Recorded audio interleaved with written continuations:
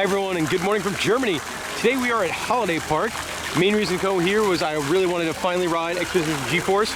Heard about that roller coaster for about 20 years. And then while we're here, check out the rest of the park. I go by the legend, that is my wonderful girlfriend Molly. Let's go see Holiday Park. Cool entrance. And of course we got to start the tour of Holiday Park here at Expedition GeForce.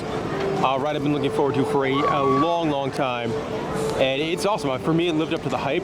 I love the big twisting first drop like you see here. Like that is really unique on a hypercoaster. And then the ride packs a lot of airtime. And some overbank turns, more airtime, very airtime filled layout. It's kind of over here on its own section of the park. You're going to see it come zooming by in a minute or two. But no, it's really good, really good. Easily going to be the best ride in the park. And it's really the only ride in the park on this kind of grand scale. As everything else in the park's on a more of a family level or a smaller level of attraction. Lots of airtime. Yeah, lots of airtime. You can see it going through an airtime hill here. And then zooming back that way towards two more. All right, good start. The park's river rapids is called Dino Splash. And it's obviously exactly what you think, a dinosaur-themed river rapids ride. It's interesting, I think there's more dinosaurs in the queue than on the ride itself. They had dino bones. There's a really cool cave with some neat lighting and a couple of waterfalls. And this wave pool segment is interesting. This is not something you get on a lot of them back in the States, so that's kind of fun. Kind of scary, you think you might get trapped. Yeah. But a fun ride. It's not really a soaking, it's weird. It's one of those river rapids rides where you could get soaked, you could come off bone dry. I'd say like 85% of the people don't come off soaked. Yeah, but there's always that chance. Yes. There's a waterfall. And there's dinosaurs. And dinosaurs. Right now we're by the park's launch roller coaster, Skyscream. It's a premier ride, Skyrocket 2. This model does run 2 trains instead of 3, and thankfully does not have the world-class comfort colors. I like these rides a lot. I think they're a lot of fun. Obviously, capacity is not that great on it. What's made this one kind of stand out, the queue is kind of like a haunted house. Oh yeah, it gives you nightmares. Yeah, some pretty gory stuff in there, some fun stuff in there. And like when the ride launches, they send off sirens and things like that. Also, it looks great in this section of the park. Yes, well themed. Yeah. And it even has beer snack. In many theme parks, the rides always exit you into a gift shop. Here at Holiday Park, every big ride seems to exit you into an arcade. In the very back of the park, there's a big lake. Looks like it probably used to be used for ski shows or something. But in part of the lake, it's this ride. Whoa, that almost got me wet. That I don't care for. Also in the lake in the back, a much less thrilling ride, and a far more adorable ride. Little boats that rock back and forth. There's fish, a big old ray. Molly, this is a very cute ride. It is a cute ride. Here's a great looking ride. This is, I believe, Lighthouse Tower. One of the tallest rides in the park, a big old star flyer. And I love these rides. They're a lot of fun. Kind of terrifying. I'm not the biggest fan of heights when I'm not like on a roller coaster or something like that. I mean, I'll do rides like this, but they'll give me the heebie-jeebies a little bit. Right now, I believe this is Wickie Land here at Holiday Park. Definitely feels like a newer section of the park. It's beautiful. Yeah, it's really, it's got a really cool aesthetic theme to like cartoony Vikings. You can see the big splash battle here. Oh, that's cool. That ship moves, I guess, when you hit the target. Kind of sunk. There's a big geyser. And then coming over the mountain here, you have a big Zamperla disco. The larger model, the disco coaster. What I love is that they invested all the money into that to build like the mountains around the track, and that looks great. I mean, that looks like fun.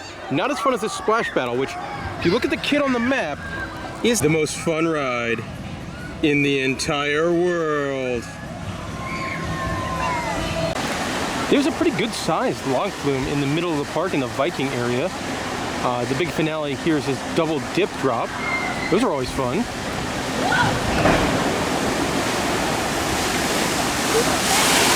And then inside the house, yes, past all these wonderful little Viking dudes. And at some point, you turn around backwards. I always feel like, and you're in the same way, Molly, that European parks love having a backwards section of their log flume. I just assume every single log flume goes backwards at some point. One of the more modern flat rides at the park is Skyfly. It's a ride built by Gerstlauer, and you control your wings. And if you control your wings enough, you can flip all the way over. I find these rides a lot of fun. A little freaky, but a lot of fun. Also, this it only fits 12 people per cycle. I think I got it. Only 12 people per cycle, so it doesn't have the greatest capacity, so it might be one to hit early while you're here at the park. And also, it's more rocking back and forth than it is using the wings to flip over. If you really want to spin yourself around. In the Airshow 71 section of the park, they got a very gentle balloon ride, also a big one. Yeah. Like these rides are not normally that large. Also in the Airshow area is a Red Baron little kids ride. I like the parrot dude on top. I think Wellenflug is my favorite ride in the Airshow area. Definitely has the best themed. It's looks like it's Wright Brothers era airplanes up there. And it's just a simple swing ride, but they really went to the next level with the theme. Holiday Park has a large indoor section. Let's go check out Holiday Indoor now. The indoor section of the park is really nice. Like, this is like a pretty wild-looking family ride. Like, you go up and down and swing around on the back of a ferry-type creature. But from a theming level, it's just really, really nice in here. There's a food stand over there. Going now is a family roller coaster. The family roller coaster comes like in and out of a back part of the building here. The roller coaster's all inside, got some theming elements. Yeah. Like fun statues that light up as you're going around. Snowmen and polar bears, dragons. Yeah. Just gonna see it pop out of the building there in a second. There it goes. You got a giant playground area on the back wall, including a big fun slide. There's a theater in the back with some where they do character shows. And then a big, simple, flat carousel. It's awesome. Really, yeah, I love this. For me, this is what I think something like Toy Story Land should have been. Yes. Like all indoors, hyper themed. It makes sense because one, in weather. Yeah. And two, it's so well themed in here. In the indoor area, there's a show with the characters.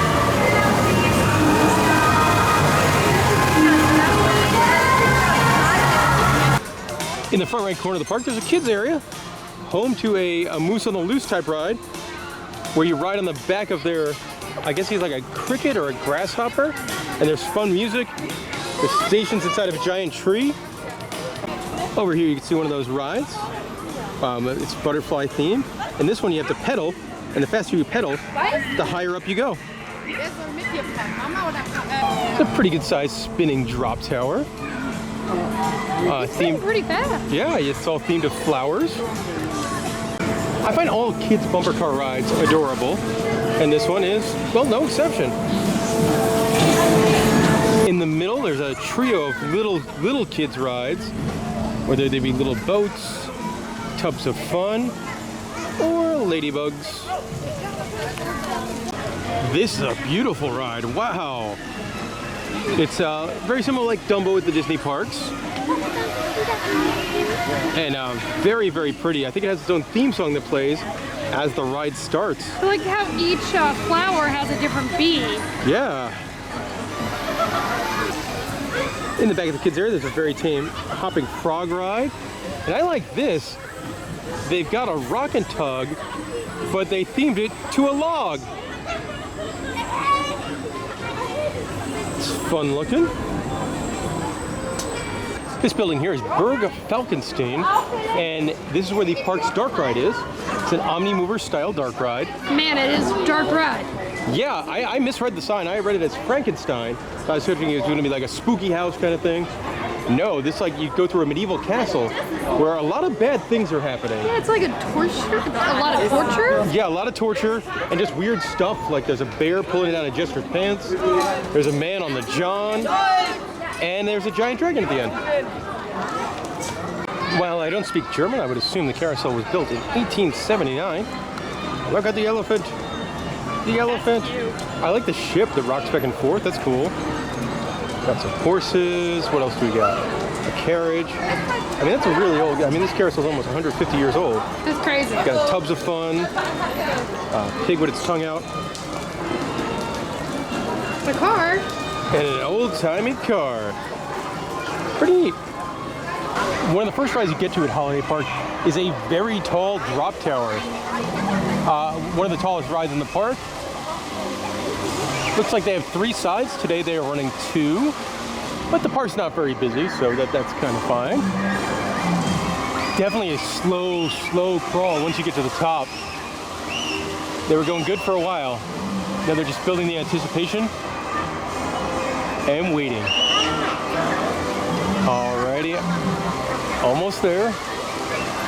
They made it to the top, and down they go.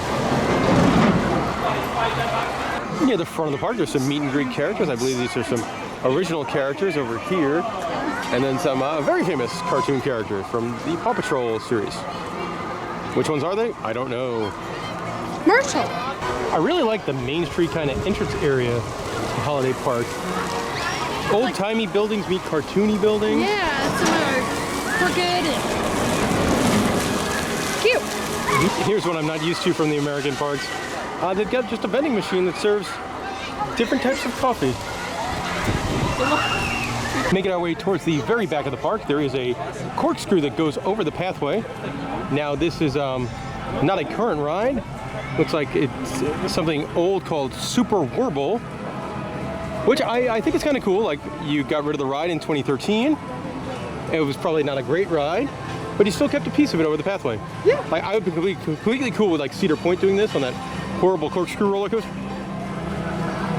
Grabbed a little bit of food here for $7. We got a half-meter bratwurst. They fold it over, and they got a whole bunch of stuff out on an open grill. The Rheinwurst also look really good, but we went with this one. Always good to see parks expanding. Next year at Holiday Park, they're gonna have a Super Wings themed water play structure. They seem to be pretty far along with construction as well. Here's something I was not expecting to see in the park today. This right here, it's the world's largest mobile wine barrel. It can hold 75,000 liters of wine. It's a lot of wine. Grabbed a snack here at the Waffle House, and I love it. It's waffles are $3, and every topping you want to add is €1. And they've got all sorts of toppings, from sauces to items to fruit to liquor. You could obviously tell where me and Molly probably went. We got some nice Kinder chocolate on top, and then Bailey's. And that was like 2 shots of Bailey's. Like, it's a lot of Bailey's. We like Bailey's, so this is gonna be really good. Right by the dark ride, there is a wine and liquor tasting booth. You can't actually buy the products here, but you could buy them and they'll mail them to you. Of course, they won't mail them to us in Florida, but we still got to try. There was a really good caramel liqueur. That was awesome. In the Viking area of the park, they've got a fry stand that serves fries from all over the world. So you get your Belgian fries with ketchup and mayonnaise, America with chili cheese, let's see, Deutschland with, bratwurst and curry sauce, Holiday Park chili cheese, tomato, and jalapenos, salsa, jalapenos, and taco crunch. Very interesting. That's awesome. What time would you say it is right now? I say beer 30. Beer 30 indeed. We are drinking I forgot its name, but it's at this lovely beach bar all the way here in the back of the park. I believe it's a Bellheimer. It's Bellheimer. They got 1 beer on draft. They do have like frozen cocktails and stuff back here too if you're here on a hot day. But yeah, €5 for a good sized beer and a pretty cool atmosphere. They got TVs, surfboards, there's like bar tables. Pretty chill area in the back. The park does have a couple of roller coaster shirts. You got one with just the simple Expedition GeForce logo on it. This one is very true. I'm only here for Expedition GeForce. And a very different style of shirt for Skyscream. And that'll do it for our time at Holiday Park here in Germany. A smaller park, but I quite enjoyed it. Obviously, Expedition GeForce is the star of the show. That is a awesome roller coaster. It really is. The first drop, the airtime, so good. That's a great ride. The rest of the park, I was surprised how well themed it was. It's great for little kids. Yeah. I think. And I think any of the newer areas of the park looked fantastic. Yes. Some of the older areas, like the area by Expedition GeForce, was not very nice, or like that really weird torture dark ride, a little weird as well. But the newer sections Yeah, I'm curious to see where this park goes in 10 years. I could definitely see them going all family friendly. Then you're not really competing with your Europa down the road for the thrills. But hey, I don't think Expedition GeForce is going anywhere. That ride's awesome. So gives anybody a reason to come here. It was only like 30 euros to get in. We bought our tickets on German Groupon. So check that out. And if you have any questions about Holiday Park, let me know in the comment section below. And thank you for watching.